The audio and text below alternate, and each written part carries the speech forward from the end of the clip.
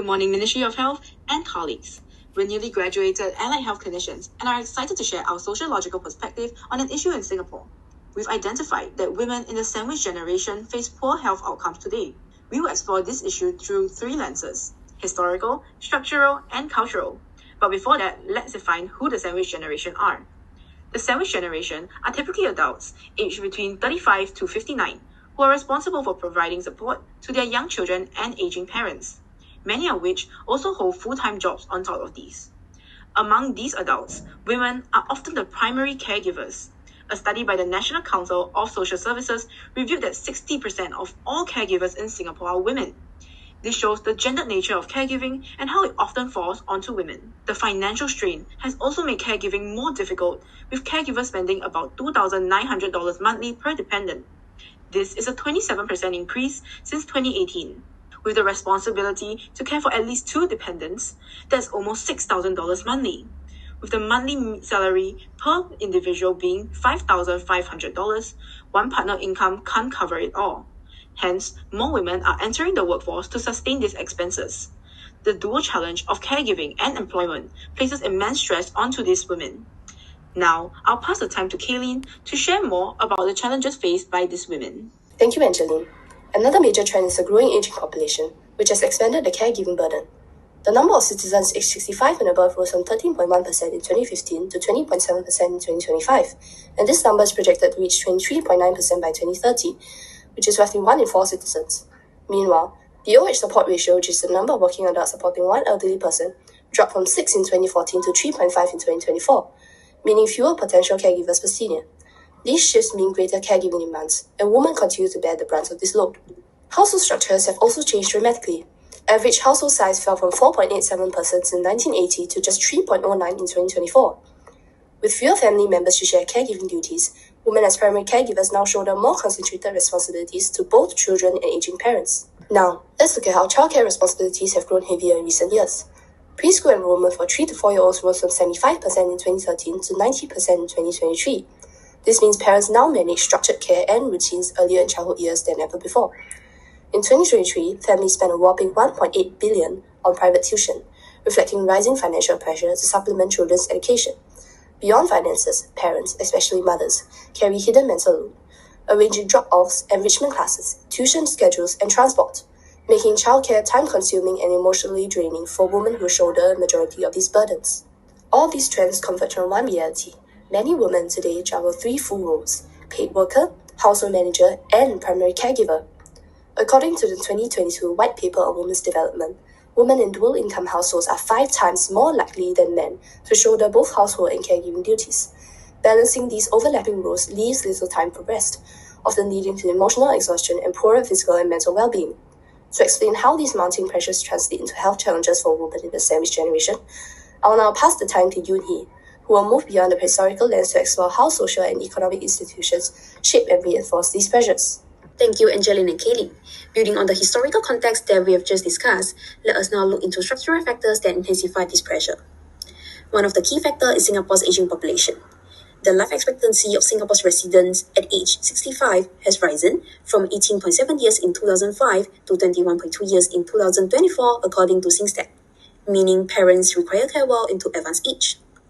At the same time, declining fertility rate and delayed childbirth, with fewer women having children in their 20s and most giving birth in their early 30s, in turn lengthens the overlapping of caregiving responsibilities. Recent research published by Sleep Medicine X reported that 38.2% of women across Chinese, Malay, and Indian groups experience poor sleep quality, highlights that the overlapping of caregiving roles can contribute to sleep disturbance, which are often associated with anxiety and depression. Next, as mentioned by Kayleen, women in the sandwich generation who are simultaneously managing work, childcare, and elder care face significant challenges in workplace, such as missed promotion and workplace interruptions, leading to lower productivity and higher risk of job loss. In addition, a study published in Frontier revealed that the strain is further intensified by Singapore's labour market, whereby individuals tend to push themselves into long working hours and intense competition to secure career advancement while they are still young. However, this leaves little time for physical activity and a healthy diet, which increases the risk of burnout and diabetes.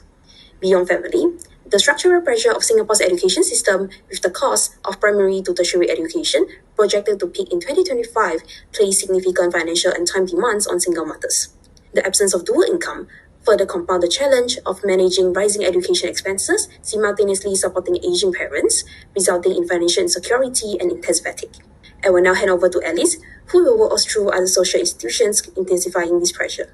Thank you, Auntie. Another key social institution influencing sandwich generation women's health is the government, particularly through housing schemes that shape intergenerational living arrangements. The 3-generation flat scheme, for instance, promotes proximity and support for women juggling caregiving and work.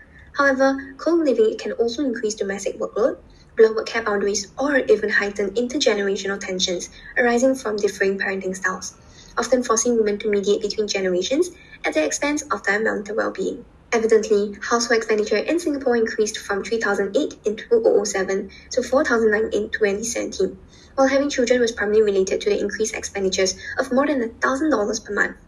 Besides having to secure higher monetary returns for these demands, they also have to keep pace with the rising inflation. Household and childcare expenses already strain them, and caring for aging parents adds further pressure.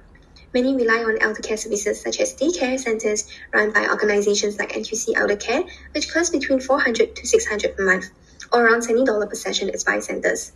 Since Medisave and Medifund cover only specific cases, most expenses are paid out of pocket. These costs fuel the constant worry about keeping up with the growing household expenses. Caring for parents becomes even more challenging when they face serious health issues such as dementia, stroke, or limited mobility. These duties often go beyond daily care to medical appointments and medication management.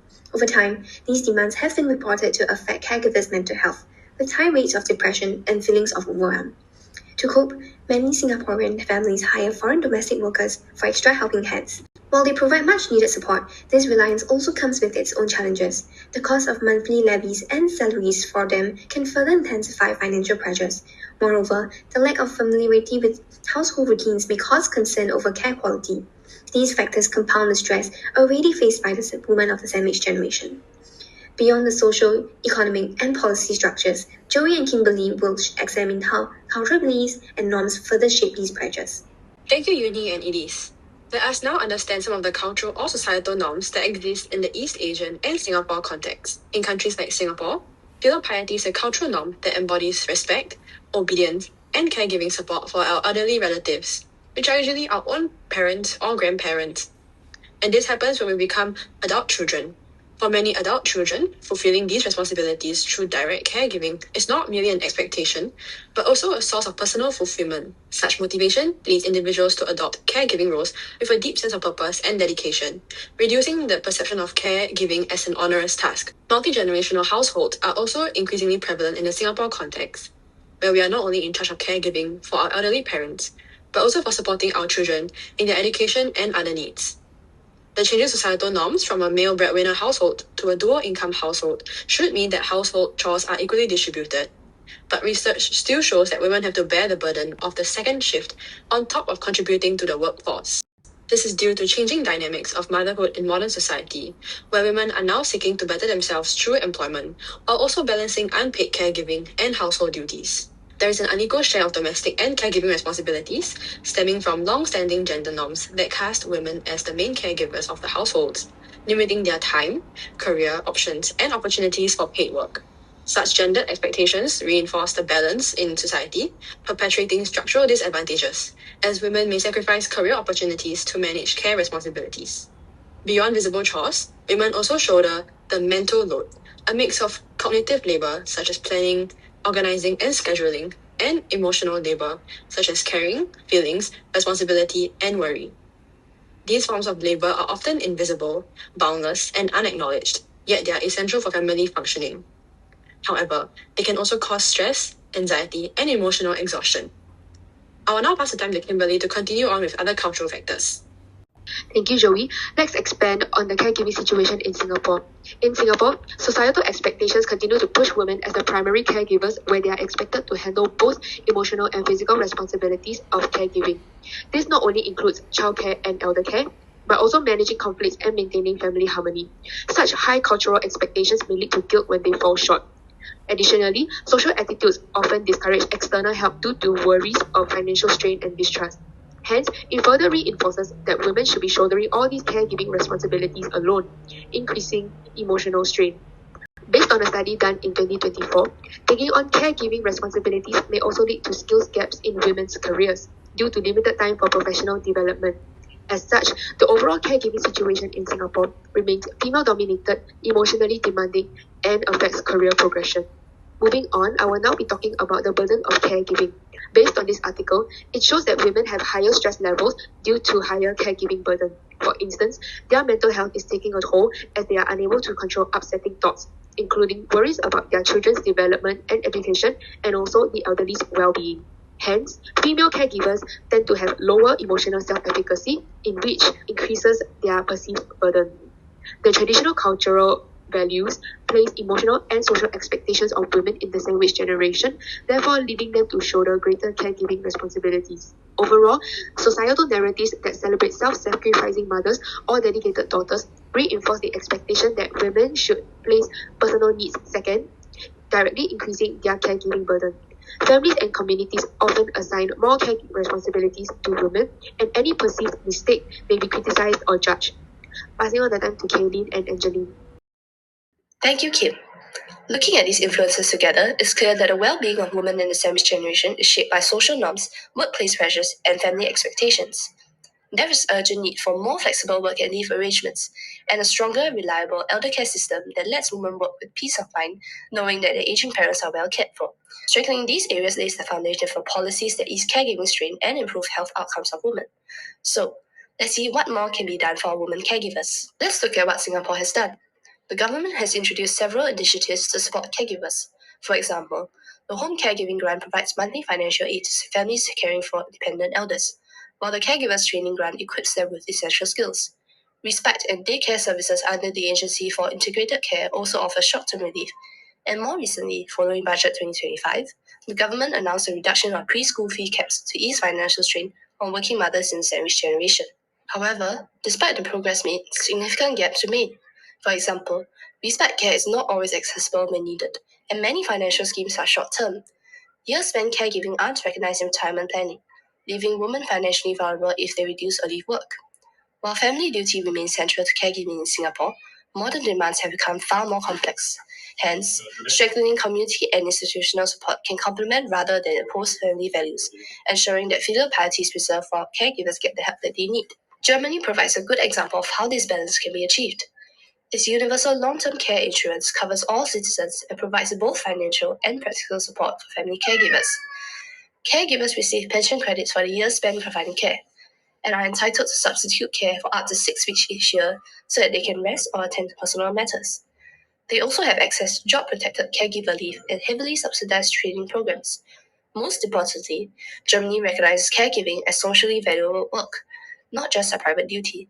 Hence, we believe that Singapore can learn from Germany's approach while retaining our cultural values. For example, integrating caregiving-related credits into CPF will compensate for lost income, protecting the financial and retirement security of our sandwich generation women. Additionally, expanding financial and respite support into a universal system would make help accessible to all families. Lastly, more heavily subsidized caregiver training will equip caregivers with skills and confidence. Strengthening these areas helps Singapore honor its family values while enabling women in the sandwich generation to care for their loved ones without sacrificing their own health or future. In the end, addressing the needs of these women is not just about individual well-being, but it strengthens families and builds a more caring, sustainable society. Moving towards a future where caregiving is recognized as both a family responsibility and a shared social priority, supported at home, in workplaces, and through national policy. Thank you, Kaylin. In summary, women in the sandwich generation face heavy financial, emotional, and caregiving pressures, often at the expense of their own health. These stresses can cause physical, mental, and emotional health risks. This is further worsened by the deep-rooted cultural expectations that place caregiving duties onto women. Thus, we hope that the Ministry of Health can introduce targeted policies and support, such as enhanced financial assistance, accessible respite care, and recognition of caregiving as a valuable social role. These are our references and group process log. Once again, we sincerely thank you for inviting us to share our perspective and for your kind attention.